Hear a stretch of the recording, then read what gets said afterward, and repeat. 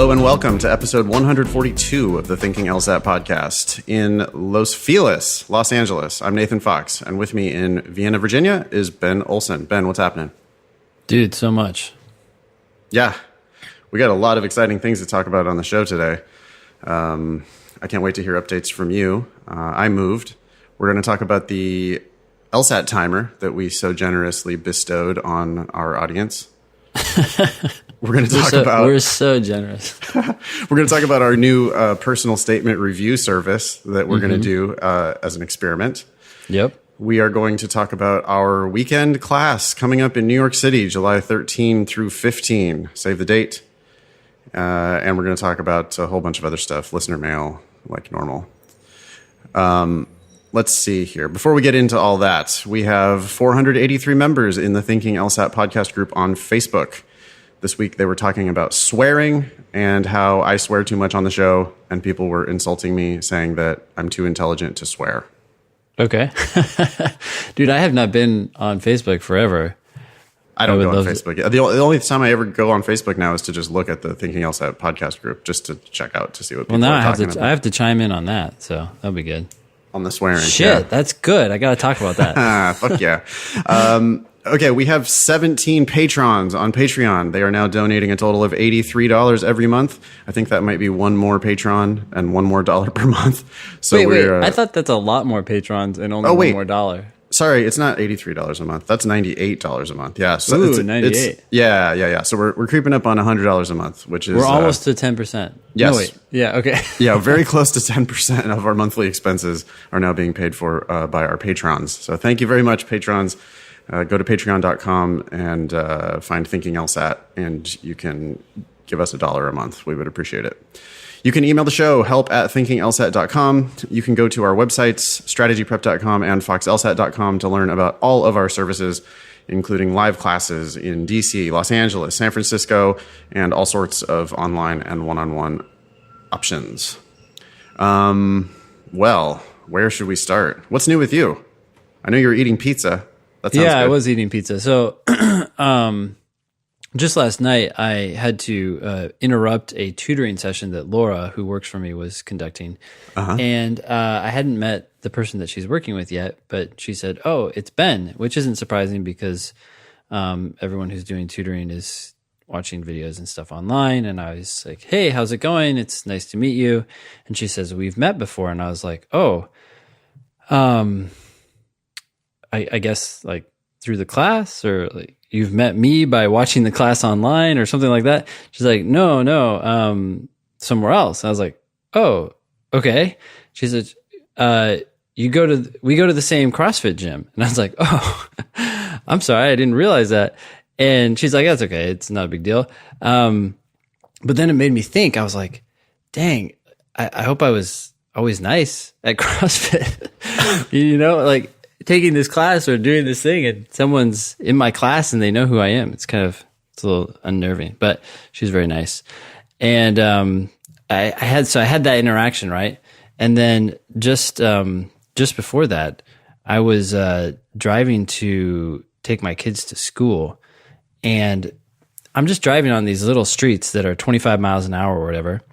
And this guy comes up behind me, and when I get to this stop sign, he goes around me. And I was like, okay, I guess I'm too slow for you, which is pretty crazy because I'm probably the one who's driving too fast on our little streets. But in any case, usually these things don't bug me, but for some reason I was just like, that's just too absurd. So I honked at him, and then I was driving behind him, and he ended up going to the same school. Oh, so no. I pulled in behind him. I was like, "Yeah, hey, buddy." I thought you were going to say someone recognized your LSAT license plate and was saying hi to you on the street. Yeah, instead you were road raging on somebody who one of your boys' friends' parents.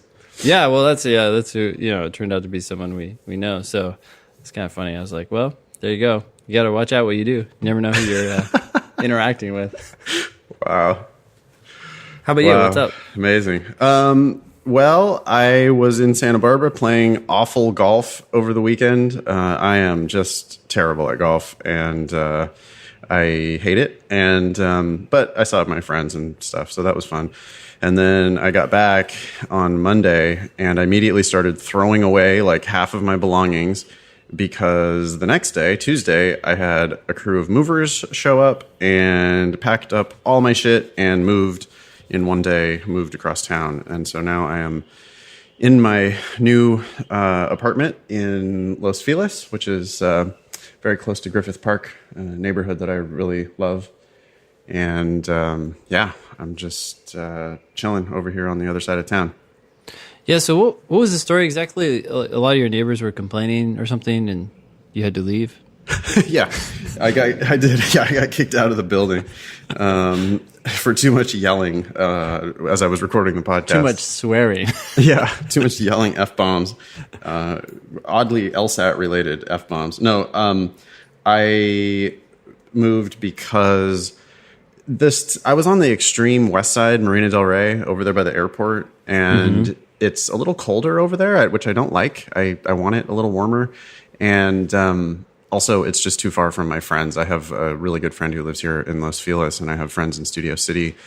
And it's also, this neighborhood, it's where I lived when I first moved to LA, and I just love it so much. It's a really great walking neighborhood. There are two of my favorite movie theaters in the world that I can walk to, all my favorite restaurants, bars, cafes, plus the Griffith Observatory, which is just looming over the neighborhood. Like every time I go outside, I can see the observatory, and it's just like beckoning me to go hike up there. So, yeah, I'm really happy to be back. So you said a lot of things. You said a lot of things, but all I got away from that was that you can't handle the cold. That is 100% true. I am creeping toward death at 42 years old, and my body is starting to break down, and it apparently does not generate its own heat anymore. So I have to be somewhere warmer. The west side beach of Los Angeles is not warm enough. I had to go inland. I had to escape. You're in California, Ocean. But yeah, it's not good. I am in California. But yeah, no, I'm amazingly spoiled. The optimal temperature, Ben, is 72. And that's what temperature it is here, always. So cool. All right. Yeah, it is room temperature outside. So yeah, that's what I'm all about. Yeah. Yeah. So let's see here. We're going to talk about the timer, I guess. Sure. We got all kinds of business to talk about. We created an LSAT timer as a gift to our audience. We just threw it out there into the podcast feed. I believe it's also linked on the homepage, maybe not, of thinkinglsat.com. If not, it probably could be. But you can find that in the feed.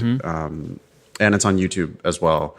So there's a 35-minute timer. And we think we might work on other better versions of the timer. But hey, how much can we give, Ben?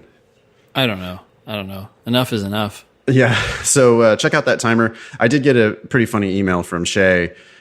Shay says, so funny story. I figured out the reason why I only finished 3 games and had 6 questions left in the LR section last week.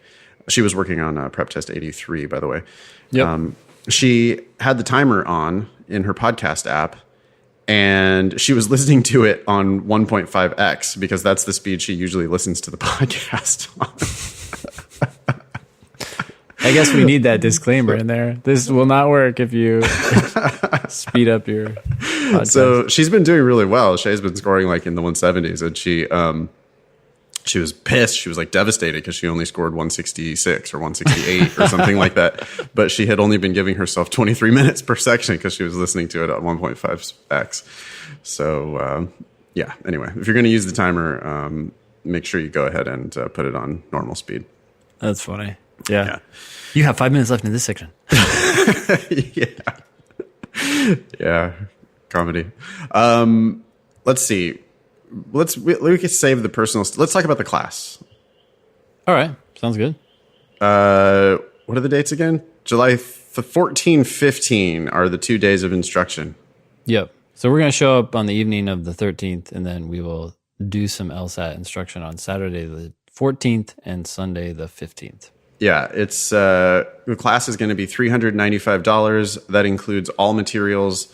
Ben and I will host a optional social hour on Friday night. If anybody's coming into the city early, we will buy you a cocktail, maybe some nibbles on Friday night, so we can all get to know each other. And then we'll do 2 days of instruction, Saturday, Sunday, 10 to 5 each day. All materials included. We're not sure exactly what we'll give you, but some tests for sure, some books, and we'll announce some optional or some extra goodies to be determined, extra stuff you will get if you sign up for our class in New York City. So again, that's July 14, 15 with a social hour on the 13th. Yeah. And to sign up, people can just go to thinkinglsat.com. Yeah, thinkinglsat.com to get yourself registered. The space will be somewhat limited. We're not going to do a class of 60 people, I don't think. Are we, Ben? So please go ahead and reserve your seat as soon as you know for sure that you would like to join us. That, by the way, is, what is that? 1 week before the July LSAT? Yeah. Mm-hmm. Yeah. Okay. So, hopefully that's not your entire preparation for the July LSAT. It'll be a very good finishing touches for your July prep. So, or get you ready for September, either way. Yeah, or a start for September.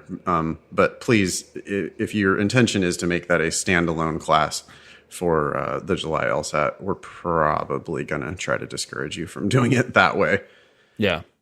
Hey, so we're putting we're going to talk about this personal statement thing next, but yeah. We're putting this class up on the website. We're putting the personal statement stuff up on the website. What / should we give people? Services is so boring. ThinkingLSAT.com / services. That's just lame. / for what? For all the stuff? Yeah, for all the stuff. So they can just go right there. Well, shouldn't it be a different thing for the class and for the... Yeah, we could. We could do a different thing. ThinkingLSAT.com / NYC. NYC, but then we only can go to NYC. Well, are we going other places? No. Of course not. We could make a new / if we decide to do one in Omaha, right? Omaha, yeah. The Great Oracle. Okay. Yeah. So anyways, we'll figure that out. Or we could call it classes. I don't know. Yeah. You want to decide right now? No, I don't think we can decide. It's too big of a decision. That is a huge decision. We'll figure something out. But if you go to thinkinglsat.com, you're going to be able to find it. It'll be somewhere prominently featured on the website. And you can register. By the way, we do not yet have a specific venue for the class in New York. We don't even have a borough really picked out. So if you have suggestions about where to host the class, like, for example, if you have an inn at a hotel or a school or something like that, where you think you could give us a good conference space at a reasonable rate, please just hit us up, help@thinkinglsat.com. Yep. And we'll get the venue sorted out. Cool. Want to talk about this personal statement stuff? Yeah. So we've been reading a lot of personal statements on the show, as you know, and we love doing it. We've read several for our students on occasion as well throughout time. And we just decided that we should combine forces and offer you a kick-ass, although I shouldn't say that, I guess, but a kick-ass personal statement review package for anyone who's serious. It's $9.95, but the basic gist is that Nathan will make sure you have the right message, and I'll make sure that it's polished. And so law schools will want you. Yeah, I mean, we look at personal statement after personal statement, and they just totally blow. And we can make them a lot better. So yeah, we'll make sure that your personal statement is explaining who you are and pitching you to law schools in a titillating type of a way, and explaining why law school is a good fit for you. Yep. And then we will also make it a professional document that makes you sound like a lawyer. That's $9.95. You can sign up for that service again at thinkinglsat.com, and we don't have a / for that either. But thinkinglsat.com. We'll figure it out. Yep. Awesome. What is this? So we have an update from Eve, huh? Mm-hmm. Just thanking us for the feedback. Yeah, just the feedback on his personal statement. Cool. Did you read it? I haven't read it. I haven't looked at it. The revision? Yeah. No. Yeah, actually I did. And it was a lot better, but it still needed some work. And I made some suggestions and sent them back to him. But he said, your feedback was terrific. Thank you. I've spent a few hours over the last week contemplating your feedback and writing a new draft, which he did. And it jumped right into his, I don't know if you remember, but his started more, I think, in like high school or something. And he jumped into college right away, which was a lot better. The draft link is below if either of you are interested enough to read it. You have provided more quality feedback than I could have asked for. Expect a donation soon. Well, $9.95 is fine. Thank you. We'll take. You can sign up for the service in arrears, and we will look at it one more time and brush up the copy for you. Yeah, how about that? Yeah. This email here is the one that really precipitated us announcing this new service. Oh yeah, that's right. Because this was just shocking. I forgot about this. Holy cow! Yeah. Yeah, I can't wait to go through this. This is just unbelievable. Mm-hmm.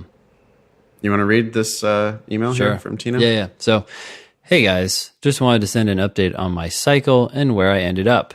So Tino had written in before, right? Is that right? Yep. Yeah, okay. George Mason, admitted with a living stipend of $15,000 per year. Wow, nice. That's a sweet stipend. That is a sweet stipend. Fordham, waitlisted. Cardozo, admitted with a $40,000 a year scholarship. Okay. We don't know what that means, though. It sounds like full ride, but maybe not. George Washington, waitlisted. Temple, admitted. St. John's, admitted, $25,000 a year scholarship.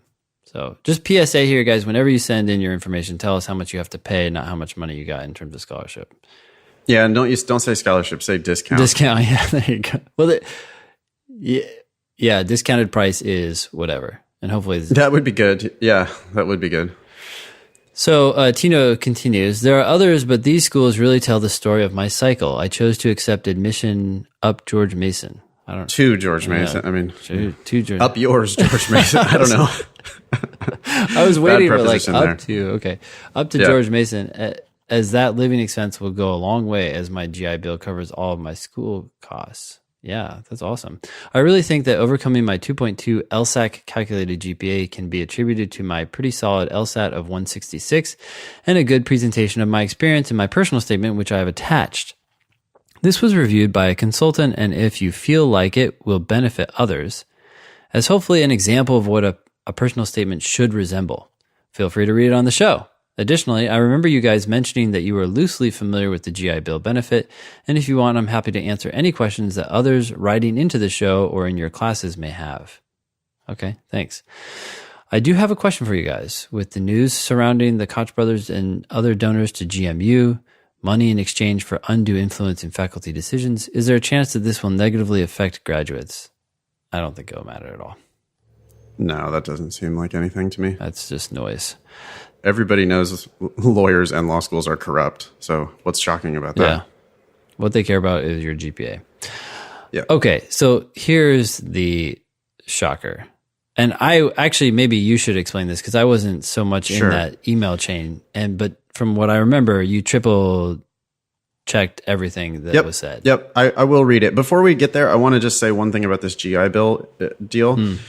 So when he says he was admitted to George Mason with a living stipend of $15,000 a year, that's no scholarship. That's only a living stipend. So he basically negotiated himself a deal because he has the GI Bill to pay for all the tuition. Got it. And so the school now is like, hey, okay, well, we won't give you any scholarship at all because the GI Bill will cover your tuition. Yeah. But instead, we'll give you a $15,000 living stipend. The PSA there is, hey, if you guys have the GI Bill, make sure you negotiate with the schools and explain to them that you have the GI Bill and that you're happy to pay full tuition, but that you want a living stipend. Yeah. Or like if they offer you a scholarship or a tuition discount, maybe go back to them and say, hey, rather than a tuition discount, could I get a living stipend? Yeah. You're going to want to make sure that all this is on the up and up and that this plan is actually going to work. I'm sure the schools know whether it'll work or not, whether they can actually cut you a check or not. Mm-hmm. This is also, of course, insanely bad public policy. If you think about now what's happening, if you think about the perverse incentives, right? Mm-hmm. So now the GI Bill, which, I mean, hey, this is great for Tino, and it's great for anybody who has the GI Bill. Fuck it. You got shot at for 5 years or whatever it was. That's fine. I don't care. Get paid. Good. Get paid. But yeah, Uncle Sam now is like just this weird convoluted system now where Uncle Sam is going to just be dumping, $150,000 on George Mason, and George Mason's going to turn around and give a portion of it, kicking it back to Tino. Crazy. Yeah. Crazy world we're living in. Anyway, I read this email and I go, oh, sweet. Tino had a professionally reviewed personal statement. Yeah. And I said, oh, okay, well, yeah, I don't know if we're going to read it on the show. Let me take a look at it. Mm-hmm. And I took a look at it.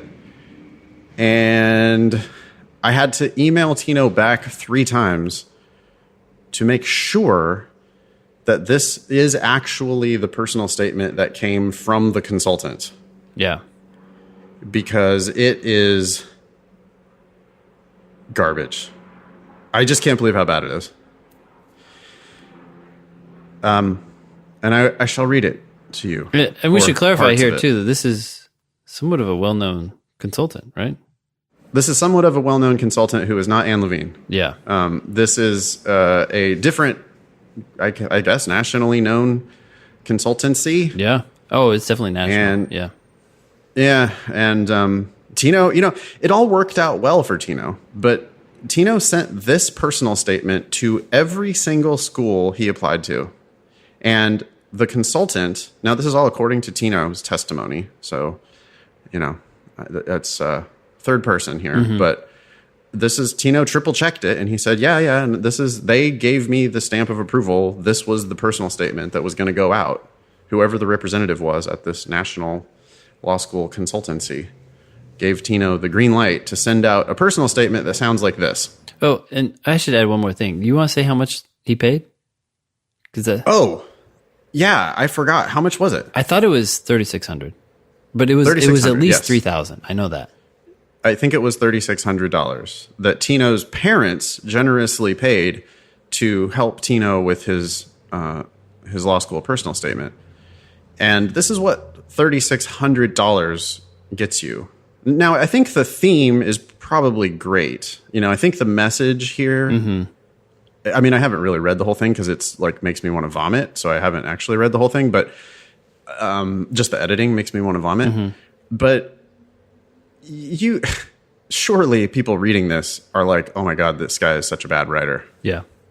And he paid $3,600 for this essay that makes him look like a shitty writer. And anyway, well, that's what got us thinking about the personal statement package, because we're like, $3,600 gets you this.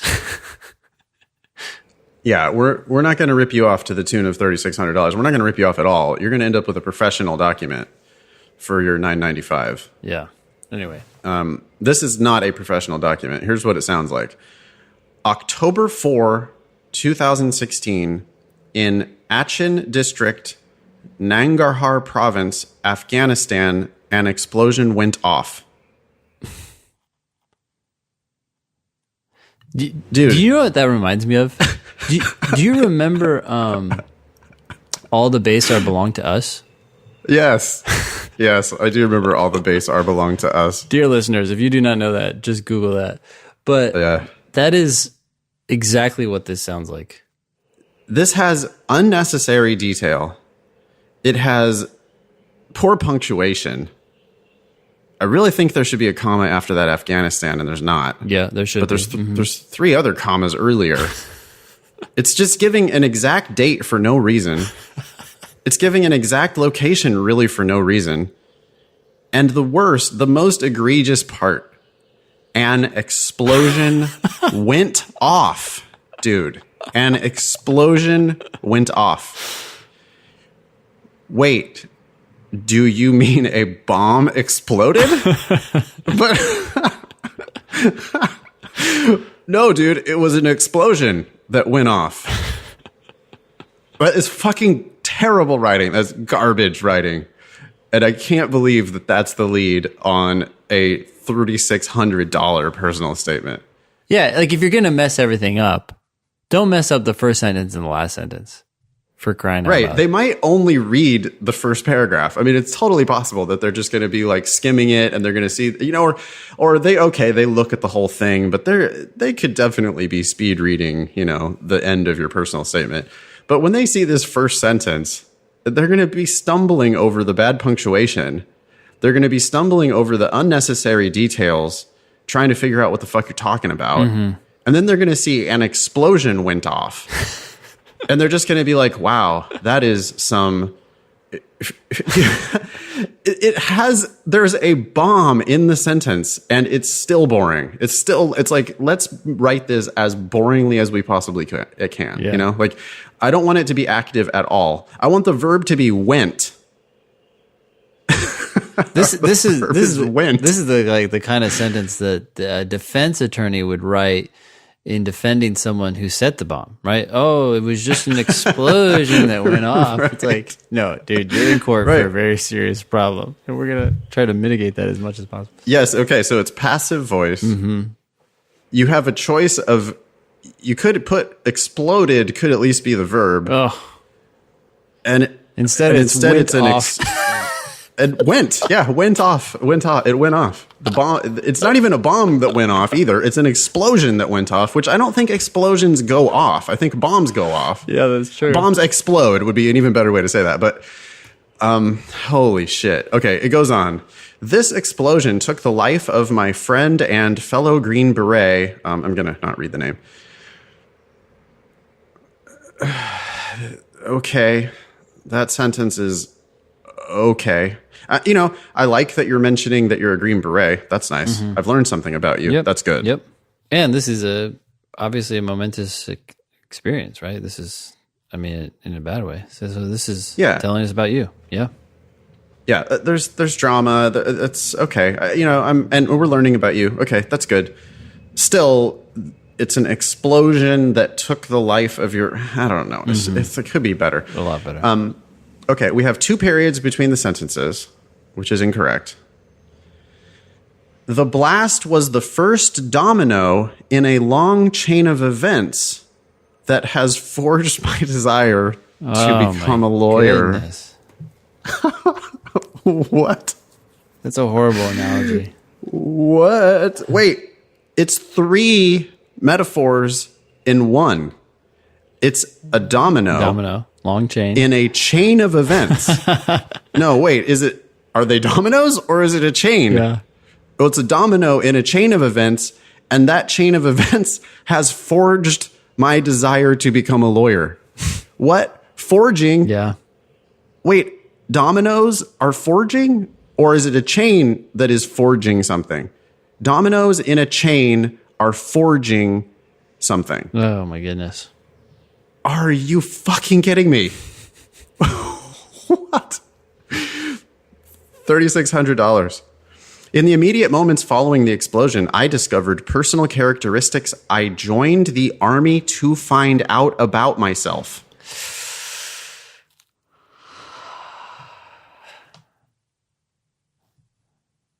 Yikes. Okay, I think we can leave it there. Let's not. Let's not go through the whole thing. No, come on. It'll take us 5 hours to shit on this adequately. Yeah. It is garbage. Tino, you got ripped off for $3,600. I feel really bad. I mean, hey, I'm glad your admission cycle worked out. I would kind of be curious to see what would have happened with your admission cycle if you wouldn't have submitted an absolutely garbage personal statement. Yeah. But if you're going to go to George Mason and the GI Bill is going to pay for it and you're going to get a living stipend of $15,000 a year, okay, you're happy with it. Okay, that's great. Mm-hmm. But you have 166 LSAT. I mean, you could have got a full ride to many, many schools. I know you have shitty grades, but still, you're a Green Beret, and that means something. And 166 LSAT means something. And I think for your $3,600, I think you hurt your admission cycle. I mean, this actually just sounds like something that a typical applicant would write as their like first draft. Yeah. Yeah, like they're trying to get ideas on paper and it's kind of fumbling out there and there's things in there, but we got to pick them out and make them clear and plain. Yeah. Kids these days are terrible writers. Apparently, whoever this admission consultancy, which we will not name, they need to be a little more careful with who they're hiring, because they hired somebody who is a bad writer, a bad editor. Yeah. I mean, maybe they're an okay storyteller. There's a lot of facts in here, which is great. As I'm skimming it, I'm seeing lots of facts, and the story of it, the message of it seems fine. But copy editing is not that hard. Oh, no. Here's the one piece of advice that I almost always give people when they write their personal statement. It's my gut reaction after I read it. And it's the same reaction I think that we have a lot of times, is that people are trying too hard to make it sound awesome, and then it sounds horrible and stilted. And so I say, look, just imagine that, just stop for a second and tell this story that you're telling here, but tell it in an email to a supervisor or something like that. How would you write to them? You would have a nice, clean email, but you would use your own voice and you wouldn't say some of these things that you're saying. You would just tell the story or whatever it is that you're trying to say, you know? Yeah. Conversational tone is preferred. Make it easy on your reader. They're trying to get to know you. It's supposed to be personal. Mm-hmm. It should sound like you are talking to your friend. Yep. I'm noticing other just garbage. There's a comma down here that's outside of the quotation marks. There's terrible word choice. There's just so much vague, just bad language. Yeah. Anyway. Okay. Go to thinkinglsat.com, pay us $995, and your personal statement will be vastly better than this one. That's it. Should we move on? Done. Okay. Gentlemen, for the sake of conspicuousness, call me devil. Okay. First, let me thank you for the podcast. Though I've only started listening a week or so ago, I'm entirely caught up. Whoa. Is that possible? Whoa, wait a second. We need to do some math on that. There's 141 episodes. That's 20 episodes a day. And they're each like an hour or more long. So at 1.5x, you'd be listening for like 16 hours a day. Huh? Okay. Maybe you are the devil. Yeah. All right. Okay. I'm entirely caught up. Okay. I'm an AP analyst, aka data entry clerk, with a bachelor's, and the mundanity of my job mandates copious podcast consumption. All right. I can see there's going to be a lot of words in here. At risk of A lot of words. Yeah. Yeah, that's what we're really talking about. Y'all need to use less words when you write. Stop with the words. Jesus. Mundanity. Really? Mundanity. Is it mundanity Okay, or mundanity? Mundanity? If your reader doesn't know how to pronounce it, use a different word. You don't just put your thesaurus up your ass. You do not need a thesaurus ever. Don't use a thesaurus, please. He is an AP analyst, so he's getting a lot of words at work, I guess. Oh. All right. He says, at risk of blowing smoke up your asses, I can't thank you enough for the work you're doing. Seriously. Period. It's not only top-rate edutainment, but also brutally honest, insightful, and downright philanthropic. Dude, I can't. Philanthropic, I think you want to say on that. I'm horrible. Yeah. I have no doubt that I couldn't find nearly as great a resource for the price. Well, that's true. It is free. It's hard to beat that. On my budget, I couldn't find many other resources at all. Well, thank you, devil. I know that Ben has said everyone thinks that they have a unique story. Ben's proposition aside, I'm fairly confident that my story is rather unique. Okay. Ain't no rather unique. Yep. You're either unique or you're not unique. Mm-hmm. And by the way, you're not unique. But there is no rather unique.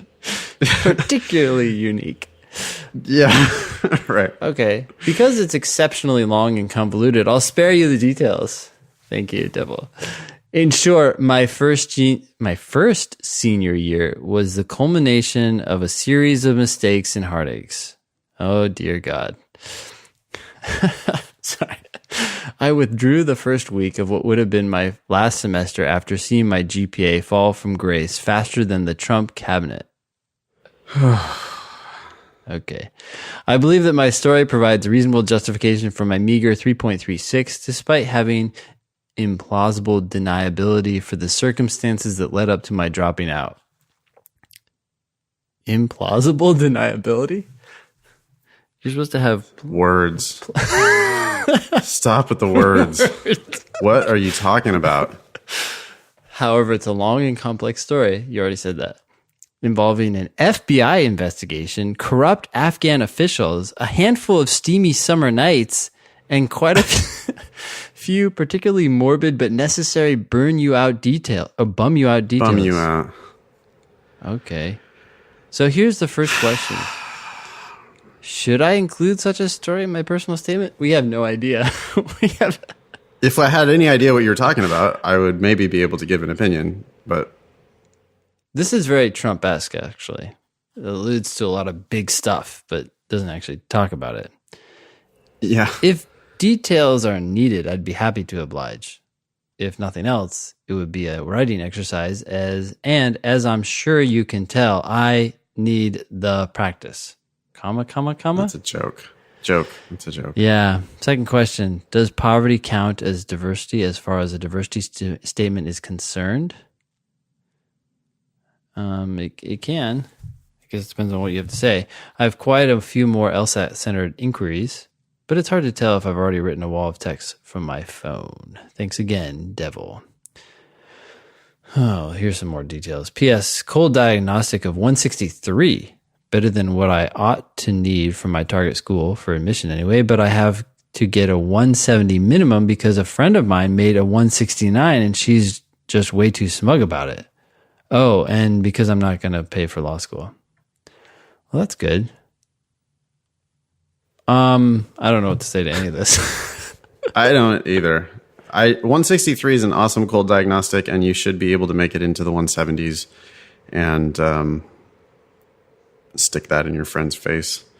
So that's good. And with a 170-something LSAT score, you should be able to get a full ride to law school. I don't want to read your long and complex story. I mean, I suppose you could pay us and we could help you out with it. But if you're saying you think it sounds like bullshit, then it probably does. So, I don't know. You don't want to make it sound like bullshit. Yeah. When you're throwing in the handful of steamy summer nights, that's like you're trying to make it sound like bullshit.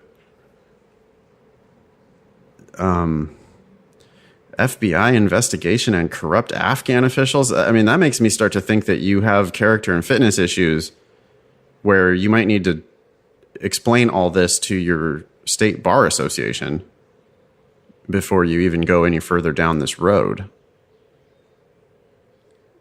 You know, if you were the subject of an FBI investigation, that might be something that's going to be, you're going to have to disclose it when you apply. So you might want to tell this to somebody before you start paying money for LSAT and applications, and certainly, well, you're not going to pay for law school, so that's good.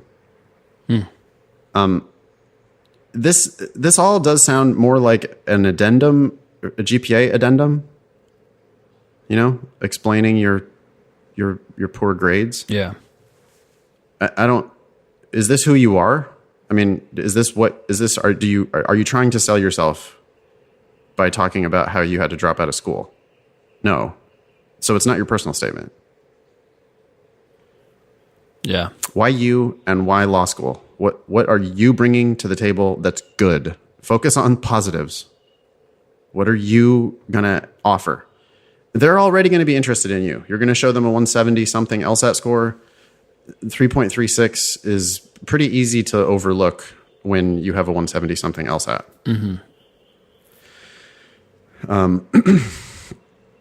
Your personal statement needs to sell you to the school as a kick-ass lawyer. And you dropping out of college does not make you sound like a kick-ass lawyer in the slightest. Especially for the reason. I withdrew the first week of what would have been my last semester after seeing my GPA fall. It makes it sound like that was the reason. I don't know why he actually withdrew, but anyways.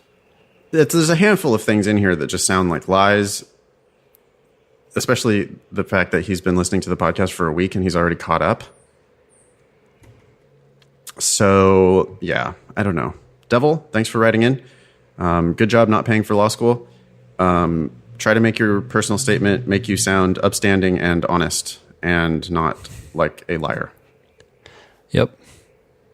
And, just if there's a bunch of bum you out morbid details, yeah, you don't need to put that even in your addendum. You don't want to bum out your reader. That's not a good plan.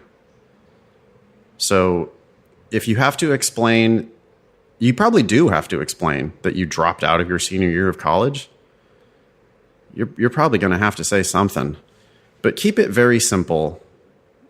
And I don't think an FBI investigation and Afghan corruption has anything to, I don't know that you need to go into all that. You were sick. There was a family emergency.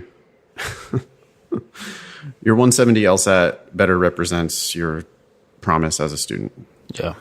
Keep it simple. Okay. Next. Subject. Counting weeks till June. This is from the beginning of May. Damn. Hi, Ben and Nathan. I'm an avid listener to your podcast during my commute. Thanks for bringing some great insight to the LSAT resource desert that is the Rocky Mountain region. Ooh, maybe we should go to Denver, Ben, for our next road show. Be going home for me. Yeah, that'd be fun. Yeah. I'm super type A and rely on my calendars like basic bitches rely on Halo Top. So my question is in regards to the weekend before the test and planning ahead. I'm taking the June test and have a giant work event that Friday and Saturday. It's a morning event till 9 p.m. plus an hour drive each way. I can skip some of the event, but I'm just wondering what you would advise for those last couple days leading up to the test day. Would it be wise to attend this event? I already have a hike and massage planned for Sunday, but what about Friday and Saturday? Should I do one last practice test? Or maybe just an LR section? Well, wait. You don't have to attend this event? Then I would skip some of it. But I also don't think it's that big of a deal. You have all of Sunday to sleep in and recover. You'll be hike, fine. Massage. You'll be fine. Oh, and why the hike and the massage? I mean, I guess that's what you... It sounds relaxing to me. As long as it's not like a 15-mile hike, it sounds pretty relaxing. Yeah, I like hikes. A little short hike. Massage is good.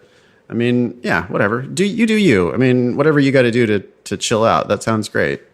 My only hesitation is if this person never does hikes and never does massages and they get sore and they're like on Monday, like, oh, wow, my muscles are sore because I didn't know what that was involving. Anyways. I don't know. This is a Rocky Mountain region resident. They do nothing but hike. That is true. And I don't know about the massage. You know what I'm kind of worried about is that this looks like a student who is making a mountain out of a molehill, making it into such a big dramatic, like, oh no, on Sunday I have to do all these special things to get myself ready for the test tomorrow. It's like, dude, the test is a half a day. Show up. It ain't that big of a deal. Yeah. You're going to sit there, you're going to read some shit, you're going to figure them out, you're going to answer all the questions correctly. It's not that big of a deal. Mm-hmm. Yeah. So relax. As far as this work event, yeah, morning till 9 p.m. plus an hour each way. That sounds shitty. I don't know. I don't think you need to be out till 10 p.m. both of those nights. Maybe you could cut it down a little bit. But the other thing is, no, you should not do one last practice test. God, no. Your work should be done. I mean, you're taking the test on Monday. Basically, Saturday morning, your LSAT prep is over. You can do some casual, light reviewing or something, handful of questions here and there. But I really don't think you should be doing like a full scored practice test. So to be fair, I have a scheduled test that Saturday before. But I tell people, do it if you want to do it. Don't do it if you don't want to do it. I don't think it's a big deal as long as you don't make a big deal out of it and just learn from it. Okay, yeah, don't make a big deal out of it. I mean, I know it's human nature. Students, especially like they've been doing well.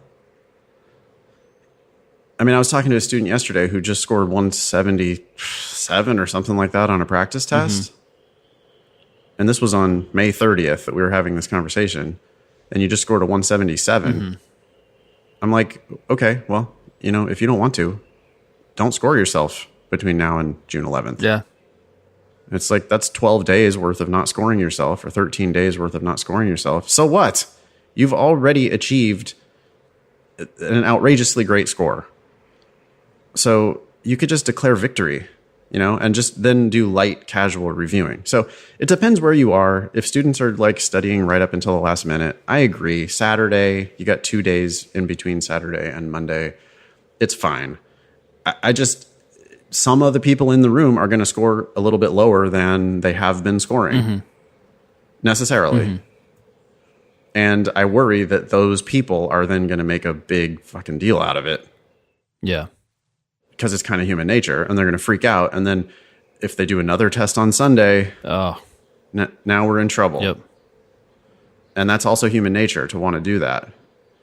So as long as you're only doing it just like you're not doing it for diagnostic purposes, you're doing it for just practicing. It's just another practice test. We're going to maybe make some mistakes. We're going to then learn from those mistakes.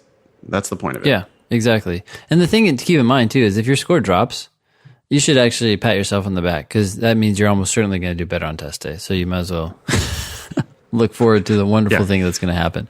That's the way that works. If you score the best score you've ever scored, I'm happy for you, and that's great. Chances are you're going to go down. But you're never going to do that on the day. Yeah, shoot yourself. Yeah, it's the worst thing that could happen to you. No. Okay. Just don't make whatever you're doing. This email already just seems like she's making too big of a deal out of this last week. This is like a form of stats debating. That's true. It's like pre-test debating. Yeah. Don't do that. Okay, let me continue. On a different note, I have yet to sign up for the July test, and I'm wondering if you think it would be wise to do so, considering my lack of time and resources to prepare for July. I will be out of town for a 7-day chunk in between the two tests, and swamped at work in that time, in addition to not really having an extra $180 to throw around. Oh, well, it's more than that now because they raised the price. What is it now, $190? Yeah. I was thinking that I would make the final decision a few weeks before the June test based on where I am PT score-wise, i.e., if I am above or at my goal, I would register for July. But if I am below, I would go ahead and commit to July. Thoughts? I do have some thoughts about that. Your input is appreciated. Thanks, Andy. P.S. Feel free to use my name if you read this on the show. No one will find out more about me from your podcast than Russia already has with Facebook. Okay. Thanks, Andy. I have been giving a lot of people the advice that if there's any doubt, they might want to just go ahead and sign up for July. Yeah. And I'm trying to, by the way. Wait, what? What sucks? Well, so many people are going to just be giving unnecessary money to LSAC because of the way the schedule is working out right now.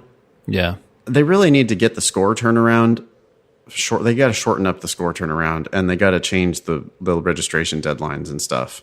Yeah, make the deadlines closer to the actual test and get your scores to you earlier so you can decide before you register. Yeah, because otherwise, right now, the scores for June aren't expected to come out until after the registration deadline for July. Yeah.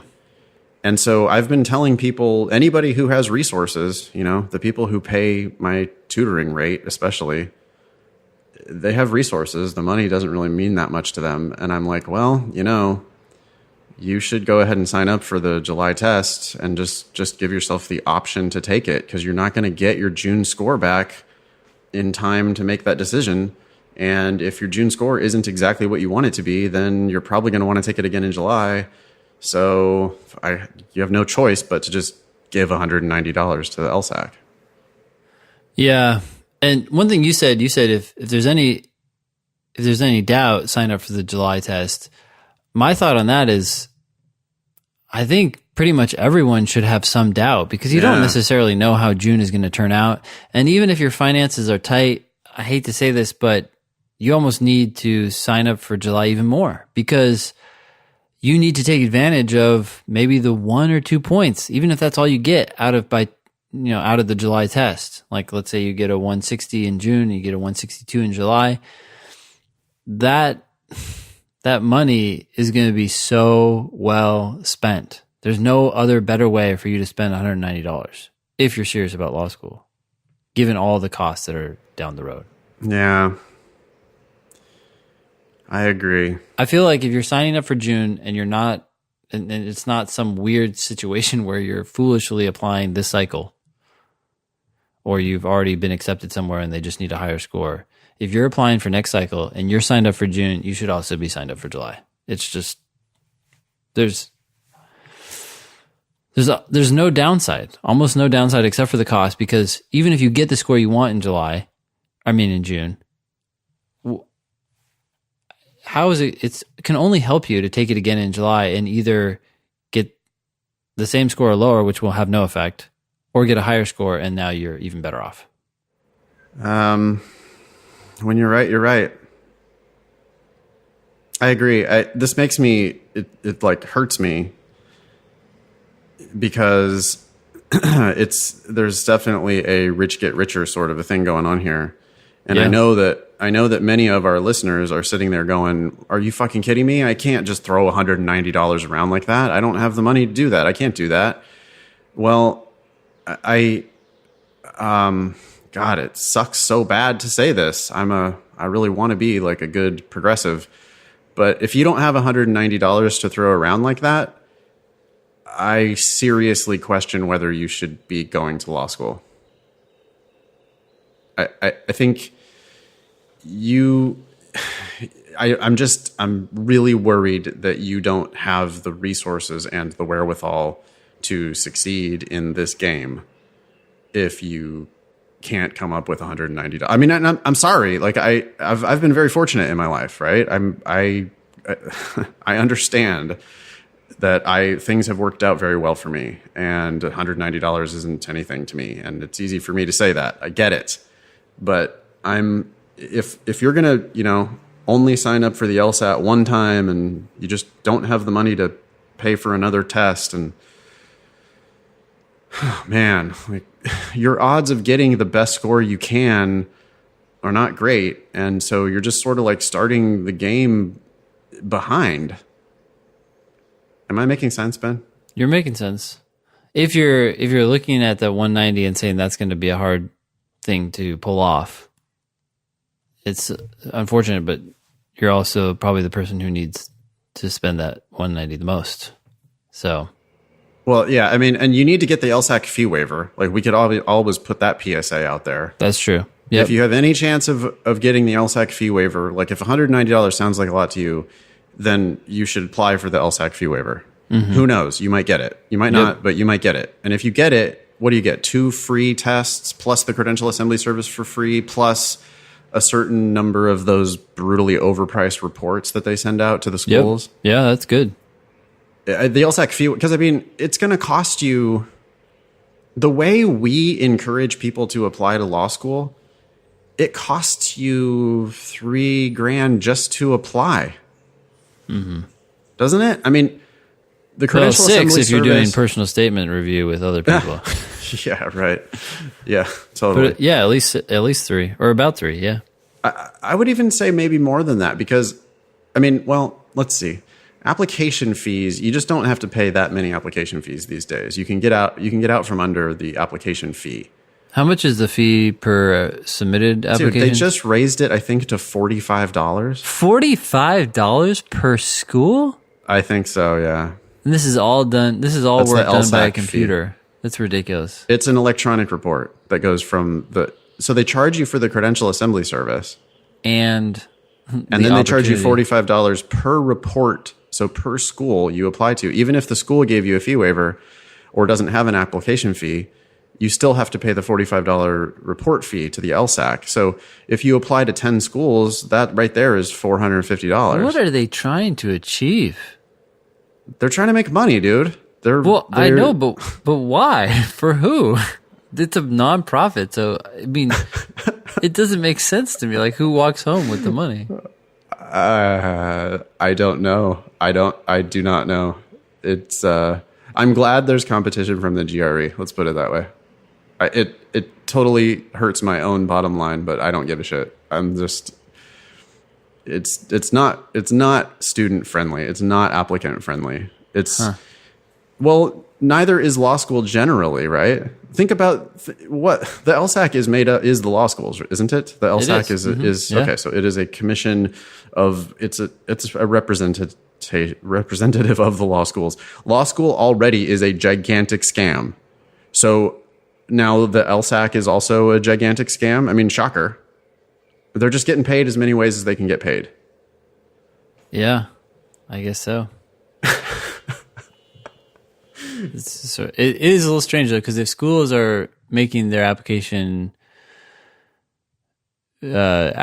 free, then you would think that would trickle down to LSAC eventually, and they'd say, "Look, it's like a form of collusion, though, because it's like, hey, we can't stop ourselves from competing with each other. Like the schools keep competing with each other, and not having an application fee is one way that the schools compete with each other. yeah, But then the LSAC is like, well, hey, hold on a second. We got too many of these schools that aren't charging an application fee at all.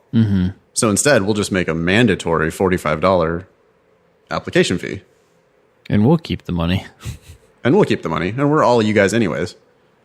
So we'll just, because they, like I said, that one anonymous law school admissions person that I talked to, Yeah, who told me that they were like, the LSAC would like fly them around, like fly them to Hawaii and stuff. So that's, it's a nonprofit, but it's flying people around to Hawaii to have their big meetings and stuff. And that's your money, folks. This is the game you're getting yourself into. So don't pay for law school. Minimize these expenses as much as you possibly can. Unfortunately, the LSAC just has a monopoly right now. yeah. But by the way, speaking of all these costs, we're talking about $45. We're talking about $190 for the test. Times 3 or whatever. Yeah. A couple $100 for the credential assembly service. If you can see yourself making progress on the test and you see yourself going to law school, then this money is all really, really well spent. Because if you think about like what schools you're applying to, if you spend another $90 because you apply to 2 more schools, well, those 2 schools might come back to you with full rides or stipends or things that you can use to ask for thousands of dollars more from other schools and different locations and all that stuff. So it sucks up front, but you don't want to get, it's like when you go to the grocery store and you start, hemming and hawing over a few cents. You got to ignore that stuff and look at the big picture. So, yeah. So we're complaining about it, but we're also advising you to just go ahead and do it. Yeah. I mean, if you need to take the LSAT 4 times for $190 a shot, hey, well, that's $800, but law school is going to cost you $180,000. So the 800 is nothing. Well, yeah, and even if you ask for a little bit more in scholarship money, they don't give you $800 more or $190 more. They give you, oh, okay, well, you want more? Well, let's talk about 5,000 more, 10,000 more. I mean, those are the numbers you're dealing with. And so that's what you want to set yourself up for. Yeah, orders of magnitude on your investment. I mean, and well, hey, again, it's like, boy, $1,000 for an LSAT class. Yep. Oh, or $395 for our weekend class in New York City, July 13 through 15. $395. Oh my God. But it's like, okay, but if you get 3 or 4 more LSAT points, and that might translate into $39,000 of tuition discount. That is pretty good return. Yeah. Yeah. Well, thanks, Andy. Yeah, thanks, Andy. Sorry for being so depressing. Should we move on? I'm sure this one will make us happy and optimistic. Sure. Hi, Nate and Ben. You can call me Laura. I'm preparing for the June LSAT, planning to apply this fall for the 2019 admissions cycle. I've listened to almost every episode of the podcast now, hopefully not in the last 2 weeks. And I want to thank you for both everything you do. If not for the information here and in your free online classes, I'd be lumbering through a Kaplan book and trying to apply this fall with the June LSAT. Worse, I'd probably be paying to go to law school or to a school that accepts the June LSAT. Yeah, that's always a mistake. When I found you guys in February, I dumped Kaplan and bought some PTs. Hey, just can I interrupt? Sorry. I just got a call yesterday from a woman in Davis who was reaching out to me because she wanted private tutoring because she needed to get to 150 so that she could go to McGeorge, which is in Sacramento, because McGeorge had extended their application deadline and they were going to take her June LSAT. So she's signed up for the June LSAT. She's done very little prep, and she was looking to pay me $600 to do a tutoring session tomorrow, Friday. And I promptly talked her out of it. I was just like, don't. Nope. I do not like money that much. Let's not do this. Let me talk to you about, here's my free online class. Please check that out. Please listen to my podcast. Please prep for the LSAT at 150. You do not need private tutoring. You need group learning. You need books. You need classes. You need videos. And you need to prep for probably the September LSAT because, by the way, you're late. You're not early for the 2019 admission cycle. Right? I mean, you're kind of on time. If you start now and grind it out for September, you could still apply early for the 2019 cycle and not get completely ripped off. But this woman was about to pay me money so that she could then squeak into McGeorge so that she could pay full price. Oh my gosh. And she's like a paralegal or something, Yeah. And that's predatory. McGeorge, what are you doing? That's just McGeorge. You got to change your name too. That's awful. Hey, I have former students that have gone to McGeorge on a scholarship, full ride, and been very successful.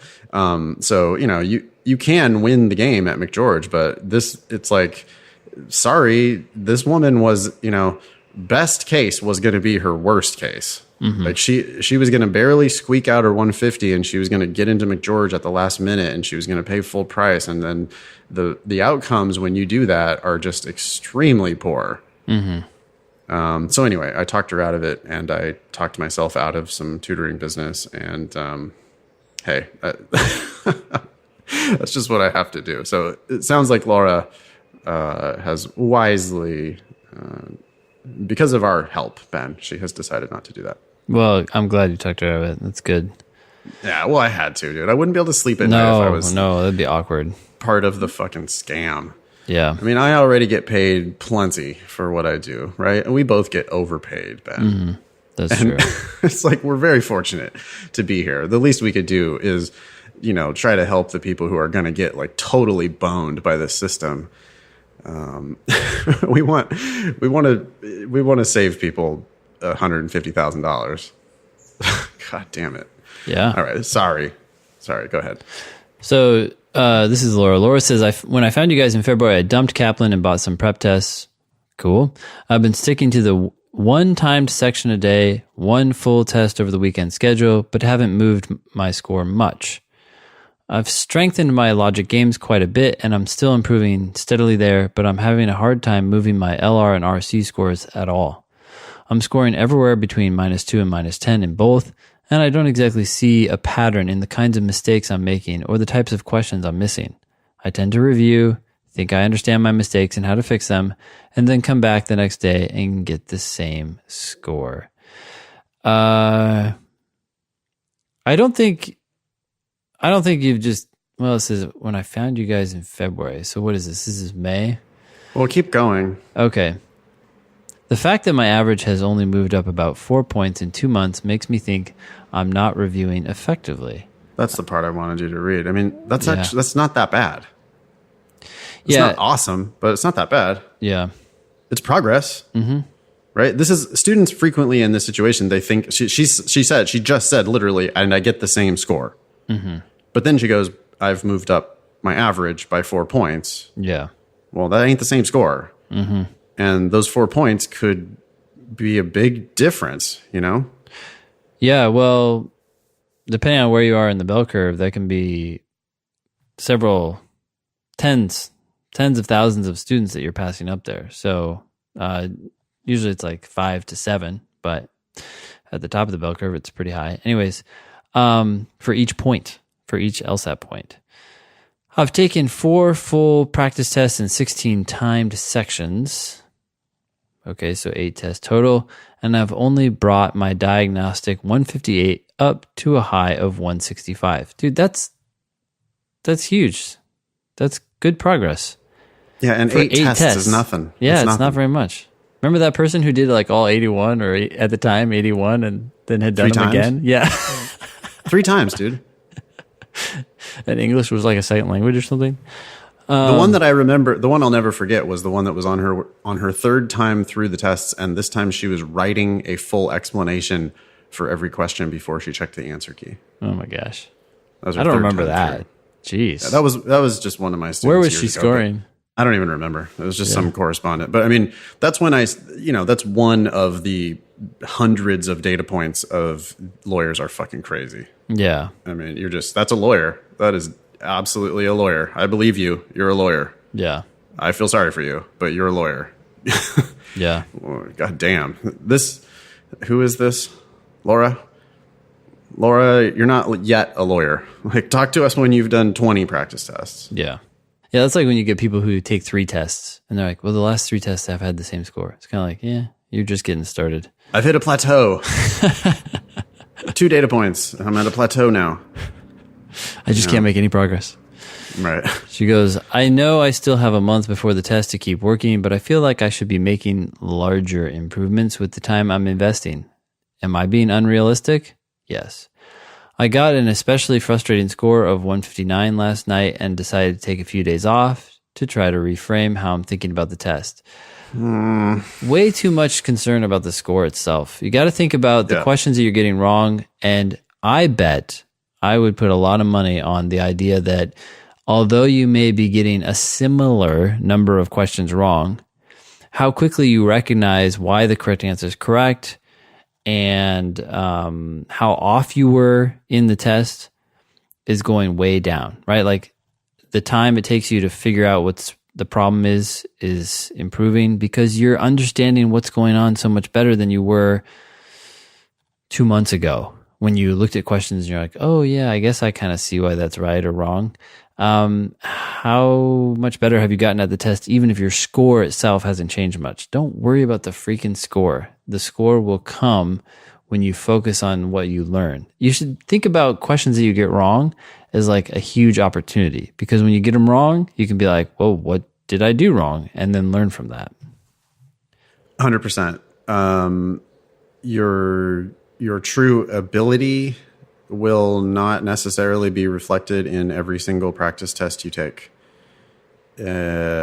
So you're paying way too much attention to every data point, and you're not paying enough attention to each of the individual mistakes.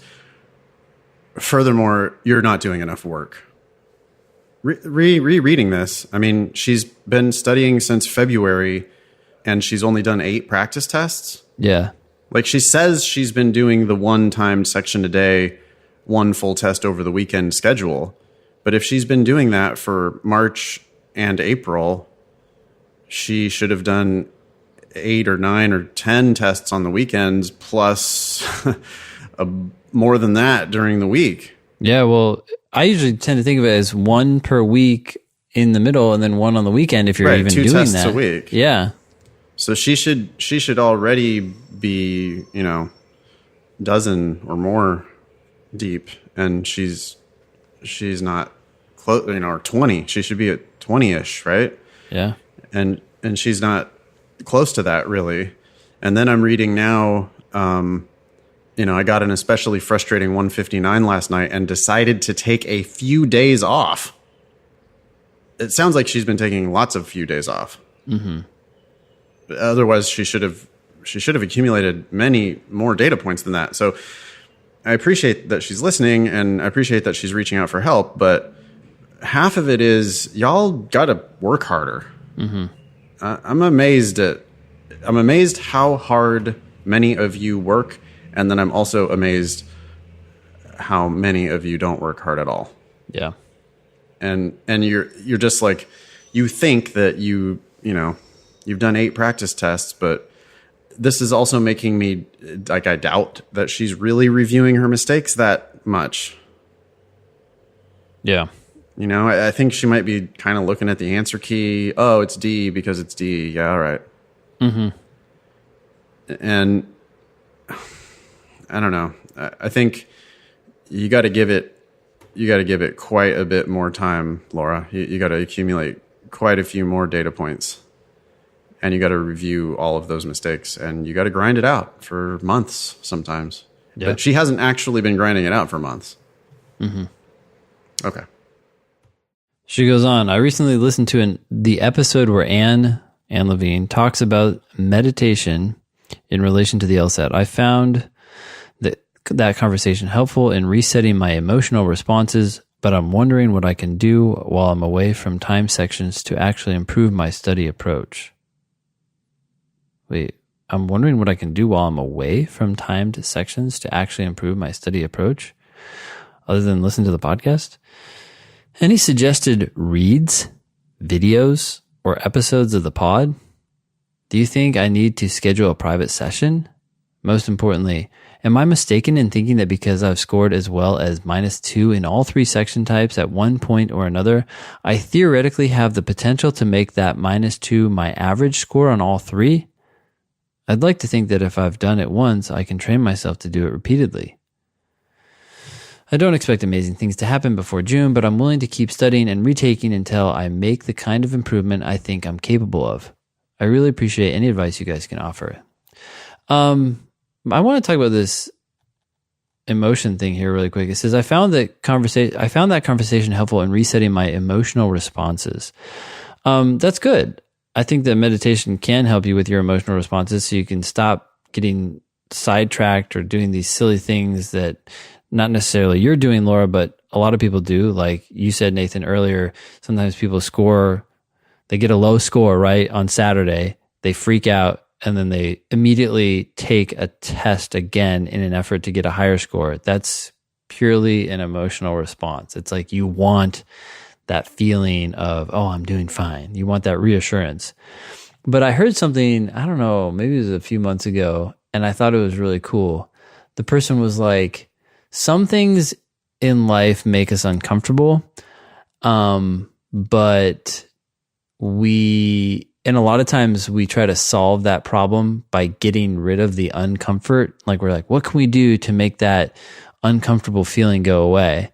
But I can't remember who this was, but they're like, if you can learn to be comfortable with being uncomfortable, then those emotions don't matter. So not don't matter at all, but when you feel negative things or you feel like despondent or you don't want to study anymore or you don't want to look into the questions as hard as you have before, it's like you just get used to feeling that way, but doing something different. Saying, okay, I'm uncomfortable with this, but I'm going to stick to the plan of reviewing 1 section a day and not just giving up or being despondent or whatever.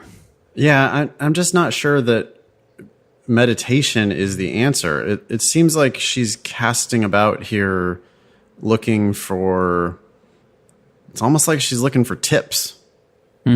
You know, she's like looking for tricks. She's looking for shortcuts rather than actually doing the section a day that I claim to be doing. Instead, I want to talk about meditation.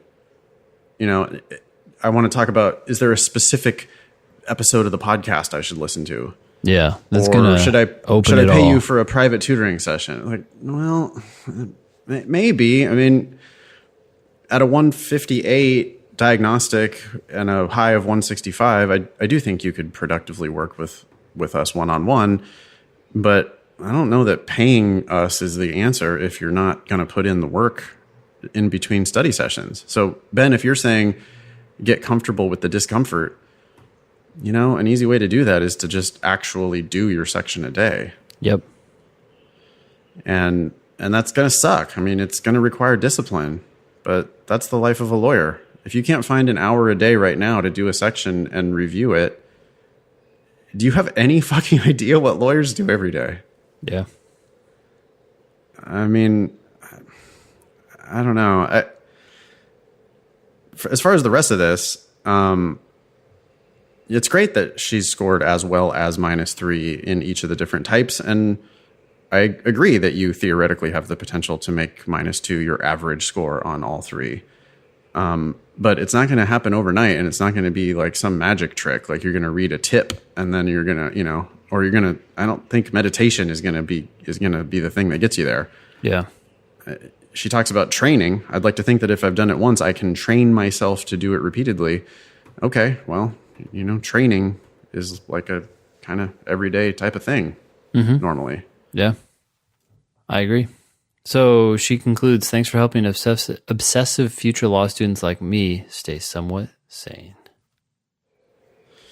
Yeah, you got to get back on the horse, Laura. I mean, hopefully, this was a few weeks ago that she sent this email. So hopefully she's been studying hard in between the time she sent this and now when she hears this. When she hears this, it's going to be right before the June LSAT. But it sounds like she might be needing to look at the July and September dates. Yeah. And you gotta really double down on the, you gotta get committed to actually doing it on a basically everyday basis. What do you say? 1 day a week off? Yeah. That's my usual rule of thumb. Yeah. All we're asking for really is like an hour a day. So, you know, or 5 of those plus 1 full test on a weekend day, plus take 1 day off entirely. Yeah. I mean, that's a grand total of less than 10 hours a week. Yep. And if you would have been doing that, I think you would have accumulated far more data points than you've shared with us here. Okay. That's not the advice that people are looking for. Why am I not improving? Well, you're not working hard enough. Thank you. Yeah. This is kind of exciting. Yeah. Oh, but this is the one with the spaces. I don't know if we can read it. I can't believe you emailed that guy that way. What did I say? Should we do this? What? I don't remember what I said. You told him that if he removed the double spaces, you would read it on the show. Oh, yeah. I don't think he has responded to that email. I was joking. All right, let's give it to him. Did it not come across as a joke? You know, sarcasm is tough to read. Maybe I should have put a smiley in there. Yeah, wink. Okay, subject. Cooley has a scholarship matrix. Hey guys, long-time listener, second-time emailer. I contacted Nathan before the September 2016 test to pass along some baseball trivia about the University of Pittsburgh's testing center. Ask pretty much the same question as Tino from episode 141 about working for a prep company versus starting my own tutoring business, and to guarantee victory on the upcoming test. Nathan gave me the quote, "Any idiot can start a business" line, so I did, and this idiot's doing okay so far. Alas, I only got a 178 on that test, so Nathan still has a higher LSAT score and a higher GPA than me. Well, higher GPA. Wow, that's not good. I know. Still, 178 will go a long way. Yeah. Anywho, out here in the Rust Belt, we have our own terrible law schools, our own set of terrible law schools. Chief among them is Cooley. Formerly the Western Michigan University Cooley Law School, this school has 4 campuses and over 1,200 students, but is unranked by the U.S. News and World Report. Holy smokes, dude, that is a money pit. That's crazy. That's okay. They make up their own rankings, which factor in things like the square footage and number of chairs in the law library. Since Cooley has 4 campuses and 4 libraries and presumably many chairs, they are right up there at the top with Harvard and Georgetown. Here's an article by, do we say Ely? I don't know. Elie Mystal? Elie Mystal? I wish I knew how to pronounce that. Also, I wish he would come on the show because he's cool on Twitter and he writes good articles for Above the Law. Anyway, here's an article by this dude of Above the Law about these dubious rankings.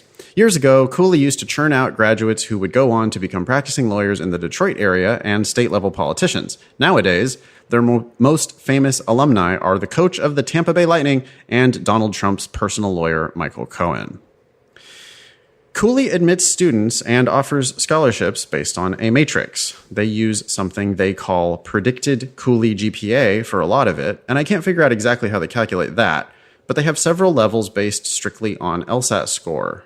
160 plus gets you a full ride, 155 to 159 is worth 90%, and 149 to 154 will earn you a 75% scholarship, oh my gosh, regardless of undergraduate GPA. That's awful. Those folks are like, they have terrible grades and they have a 149 to a 154. They are not going to be not very many of them are going to be successful lawyers.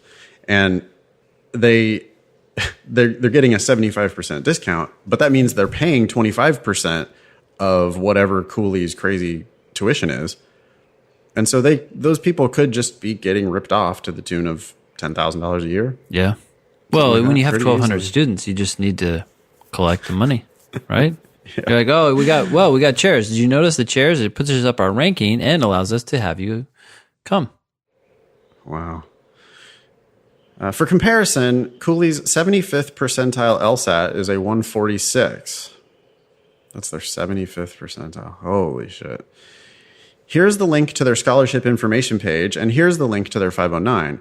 I wouldn't recommend that anybody attend Cooley, even for free, and I would suggest that anybody who is considering taking a 75% scholarship with their 149 would probably be better served by sitting out for a year and considering whether law is really the path for them. I agree with that to a certain extent, although if you can go to Cooley for $0 tuition, all you're really wasting is your time, right? Mm-hmm. How much is your time worth? I don't know. Not that much if you're just working some shitty job that you hate. Yeah. And it could work out for you. I don't know. And if you paid literally zero tuition, I don't know that that's that much of a ripoff. Mm-hmm. It's certainly better than paying to go to law school at some slightly higher ranked place. Like, oh, no, I'll go to this other garbage law school that's ranked 100th on the U.S. News and World Report, and I'll pay them $40,000 a year. Oh, yeah. No, you'd be much better off going to Cooley and paying zero. Even if you don't end up being a lawyer, at least you went to law school, studied the law. By the way, I'm pretty sure the classes are going to be exactly the same as any other law school. Well, yeah, and the thing is, you can just know that the onus is all on you. I mean, you should know that anyways, but just know that you're going to Cooley to get the degree. You plan on figuring out how to pass the bar. You go pass the bar, and you just use the school for the degree. And then you can make your career what you want to make of it. Yeah, which, by the way, is 100% what you have to do at basically every law school anyway. That's what you have to do anywhere, but you just have to know. You just can't go in there with this faith that somehow the institution will carry you along, right? Or somehow do that. Although probably Trump is looking for new lawyers, so maybe... That's why there's been such an increase in law school applications. 1,200 future Donald Trump lawyers at Cooley. Okay. You've surely noticed that I've used 2 spaces after a period throughout this email. I do this mostly because I learned to type on a typewriter back in the dark ages, and my typing instructor and dozens of English teachers insisted on the double space. Me too. You too, right, Ben? I didn't learn on a typewriter, though. You didn't? No. How old are you? Dude, what? I'm 40. Oh. How old are you? In high school, 42. And in high school, they were electric, but we had typewriters. See, I grew up in Cupertino and then Palo Alto. So we all had Macs, and they were green screens, but they still worked. Did you have an instructor who yelled at you like A, space, S, space? No, actually, the instructor was a computer program. So I just went into the lab, and I remember still to this day, I had a yellow Walkman, Sony Walkman, and I had my tape in there, and I would listen to Rush. So I was listening to Rush while I was typing away. So now I don't know why I have such a vivid memory of that room. But yeah, that's all I do. I just go in there with my little, this cheap like headphones that it's like a metal wire with like plastic, but then you have this like soft little padding that they still have on airplanes. Anyways, that's what I did. That's how I learned how to type. Yeah, I had fifth period after lunch my freshman year of high school, an entire full year of typing in high school, and it was by far one of the most useful educational experiences of my life. I agree, Ms. Dryden, and I will always be thankful that I took that typing class and learned how to type, because I spent my whole life since then. There's ain't no way in hell I write 6 LSAT books if I didn't know how to type. That would not have happened. Yeah. That was a very practical, very useful skill I learned. But I did learn on a typewriter, and I also did learn to write, to put 2 spaces in between sentences. We proceed. The habit is now ingrained, and this dog is now just a little too old to learn new tricks. Okay. Furthermore, most linguists advocate a descriptive rather than prescriptive approach to grammar. In other words, if a significant number of people still use 2 spaces, we're not wrong. And here's a link to a recent Atlantic article about a study which showed an increase in reading efficiency when people are given a passage with 2 spaces instead of 1. Not going to read that. Thanks for everything, guys. Love the pod. All permissions granted. Do whatever you like with this email, Bob. So wait, Bob says if a significant number of people still use 2 spaces, first of all, I don't know if a significant number of people do, but even if a significant number of people do, my only thought was it has to be a significant number of significant people. I mean, a significant number of people are racist, right? And I can't wait until all y'all fucking die. So I don't know. Bob, I would encourage you to get into the modern ages and just start using 1 space. It's very easy to make the transition. It took me like a week to make the transition when I finally made it. The reason why you don't use 2 spaces is because online in HTML, it fucks things up. You end up having a space at the beginning of a line. When you use 2 spaces between your sentences, you end up with an extra space at the beginning of a line. Wait, and but it looks like shit. That's not the reason that we do. Yes, it is. Yes, it is. Because of HTML? Yes. Yes. When we moved online. No, it's publishers. All books published today have 1 space. It's just the reason why that happened is because of online. Dude, get out. I don't believe you. I am not fucking with you, dude. Think about how much you look at email every single day and you write for the web every single day. And that shit doesn't work when you're writing for email, and when you're writing for the web, that shit does not work. And that's why that transition happened. I don't think that's true. All right. Well, let's hear your hypothesis. Well, I don't know what it is. Your hypothesis is because books do it. Well, why do they do it? Yeah. They were doing it before HTML was a big deal. No, they weren't. Yeah. Okay. I'm too lazy to even Google it right now. But if anyone knows, therefore my hypothesis stands. Yes. Again, another one. All my hypotheses stand until somebody gives me some fucking evidence. Yes. And not an Atlantic article about Well, no. I'm sure there's an increase in reading efficiency when people are given a passage with 2 spaces instead of 1. I'm sure that's the case. Yeah. But I don't care. That's just not what we do these days. So I am 42, but I'm a modern gentleman. Yeah, I wonder how old Bob is. I don't know. He learned on a typewriter. He's got to be at least as old as you, I guess. Or maybe as old as me, but I don't know. Or he could be from a shittier town than I was, although it's pretty tough. That's pretty tough to be from a shittier town than Ripon, California. Shout out to Ripon, California, if anybody's ever blasting through there on Highway 99 on your miserable way to Fresno. No, actually, you would go through Ripon if you're on your way from San Francisco to Yosemite. That's when most modern folks blast straight past Ripon at 75 miles an hour without stopping. Cool. Yeah. Okay, cool. Thanks, Bob. At least we got some chuckles out of that one. Yeah. I can't wait to hear an update from Bob when he decides to get into the modern era and start using one space. That would be interesting. My guess is that Bob will never write us. Bob hates us. He didn't respond to my other emails. So. He didn't get your sarcasm. No. Yeah. Okay. What do you think? Is that we delivered more than enough value for today? Yeah, well, it's free, so I think they got their money's worth. They got their money's worth. Yeah, Okay. I do have to go, so. Yeah. Take your calendars right now and block off July. What are the dates again? 13, 14, and 15. Well, the class is on 14 and 15. Yep. Instruction on Saturday the 14th and Sunday the 15th of July with an optional social hour on, or maybe more than hour, on Friday the, Friday the 13th? Friday the 13th, yeah. Mm-hmm. Sweet. Friday the 13th of July. I'm going to look forward to meeting many of you in New York City and buying you a beer. And then we'll have an LSAT class on Saturday and Sunday, the 14th and 15th of July. You can go to thinkinglsat.com if you would like to register for that. That was show number 142. Thanks all y'all for listening. It's been nice knowing you. Don't pay for law school.